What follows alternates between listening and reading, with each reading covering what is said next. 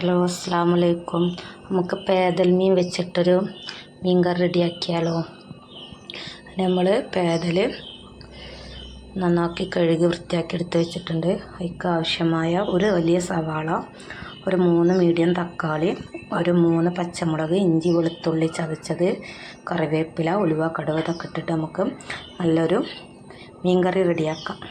അതിന് നമ്മളൊരു പാൻ അടുപ്പത്ത് വെച്ച് അതിക്ക് വെളിച്ചെണ്ണ ഒഴിച്ച് വെളിച്ചെണ്ണ ചൂടായി വരുന്ന സമയം 1 സ്പൂൺ ഉലുവ പൊട്ടിച്ച് അതോടൊപ്പം തന്നെ 1 സ്പൂൺ കടുകും പൊട്ടിക്കും. ഇത് രണ്ടും പൊട്ടി വരുന്ന സമയം നമ്മൾ അരിഞ്ഞ് മാറ്റി വെച്ച് സവാള ഇതിലിട്ട് കൊടുക്കാം.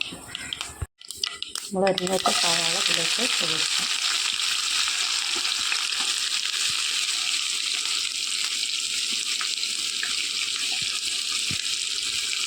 നമ്മൾ സവാള നന്നാക്കി വാട്ടിയെടുക്കുക. അത് പെട്ടെന്ന് വഴന്ന് കിട്ടാൻ വേണ്ടി കുറച്ച് ഉപ്പ് ചേർത്ത് കൊടുത്താൽ മതി.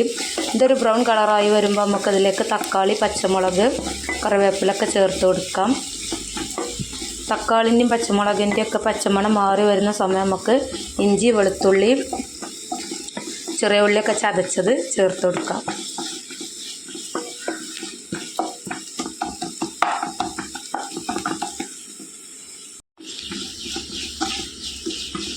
ഇനി ഇതിലേക്ക് നമുക്ക് നമ്മൾ അരിഞ്ഞ് മാറ്റി വെച്ച തക്കാളി, പച്ചമുളക്, അതുപോലെ തന്നെ കറിവേപ്പില, ഇതിൻ്റെയൊക്കെ കൂടെ നമ്മളെടുത്ത് വെച്ച തക്കാളി, മീഡിയം സൈസ് തക്കാളി 2 3 ഒക്കെ എടുക്കാം. ഞാൻ വലിയ തക്കാളി ആയതുകൊണ്ട് 2 എടുത്തിട്ടുള്ളത്. ഇത് നമുക്ക് നന്നാക്കി ഇളക്കി യോജിപ്പിച്ച് ഒന്ന് അടച്ച് വെച്ച് വേവിക്കാം. തക്കാളിൻ്റെ വെള്ളമൊക്കെ ഇതിലേക്ക് ഇറങ്ങി നന്നായിട്ടൊന്ന് വെന്ത് കിട്ടട്ടെ.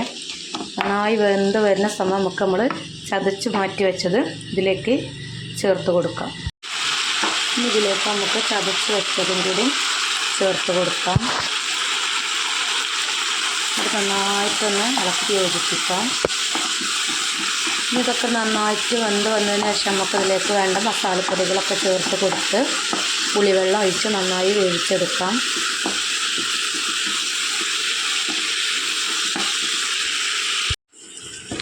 ഇത് നന്നായി വഴന്ന് വന്നിട്ടുണ്ട്. നല്ലോണം തക്കാളിയൊക്കെ നന്നായിട്ട് വെന്ത് വന്നു. ഇതിലേക്ക് ആവശ്യമായ മസാലപ്പൊടികൾ ചേർത്ത് കൊടുക്കാം. മഞ്ഞൾപ്പൊടി, മുളകും പൊടി, കുറച്ച് മല്ലിപ്പൊടി, കുറച്ച് ഗരം മസാല, അതുപോലെ തന്നെ വലിയ ജീരകത്തിൻ്റെ പൊടി, ഇതൊക്കെ ഇട്ടിട്ട് ഇതിൻ്റെ പച്ചമണം മാറുന്നത് വരെ നമുക്ക് നന്നായിട്ട് ഇളക്കി യോജിപ്പിക്കാം. എന്നിട്ട് നമുക്കിതിലേക്ക് പുളിവെള്ളം ചേർത്ത് കൊടുക്കാം. നമ്മളിതിലേക്ക് എല്ലാ മസാലപ്പൊടികളും ചേർത്ത് കൊടുത്തിട്ടുണ്ട്. നന്നായിട്ട് ഇളക്കി യോജിപ്പിക്കുക. ഈ മസാലപ്പൊടികളുടെയൊക്കെ പച്ചമണം മാറുന്നത് വരെ നന്നാക്കി ഇളക്കി യോജിപ്പിക്കുക. അതിന് ശേഷം നമ്മൾ കുറച്ച് പുളി വെള്ളത്തിലിട്ട് വെച്ചിട്ടുണ്ട്. നല്ലോണം പിഴിഞ്ഞ് അതിൻ്റെ വെള്ളം ഇതിലേക്ക് ഒഴിച്ച് കൊടുത്ത് ഒന്ന് വേവിച്ചെടുക്കുക. അതിനുശേഷം നമ്മൾ കഴുകി വൃത്തിയാക്കി വെച്ച പേദൽ മീനാണ്. ആ മീൻ ഓരോ കഷ്ണങ്ങളാക്കിയിട്ട് നന്നാക്കി വേവിക്കാം. അങ്ങനെ നമ്മൾ വെള്ളമൊക്കെ ഒഴിച്ച് ഇത് നന്നായി വേവിക്കാൻ വെച്ചിട്ടുണ്ട്. നല്ലോണം തിളച്ച് വെന്ത് വരുന്ന സമയം നമുക്കിതിലേക്ക് മീൻ ചേർത്ത് അടച്ച് വെച്ച് വേവിക്കാം. അങ്ങനെ നമ്മൾ കറി നന്നായി തിളച്ച് വന്നിട്ടുണ്ട്. ഇനി നമുക്ക് കഴുകിയെടുത്ത് വെച്ച ഓരോ മീൻ കഷ്ണം ഇങ്ങനെ വെച്ച് കൊടുത്ത് വേവിക്കാം.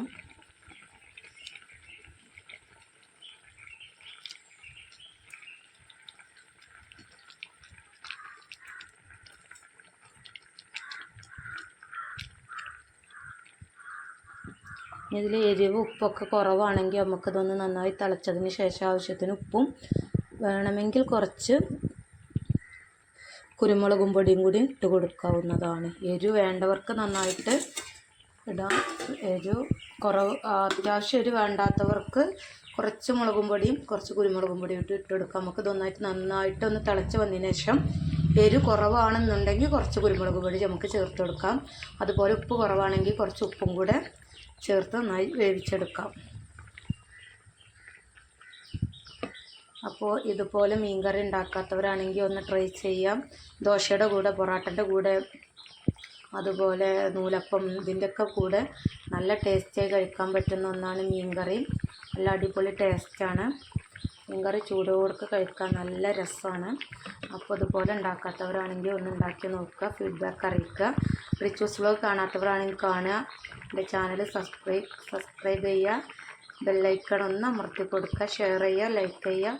Okay, thank you.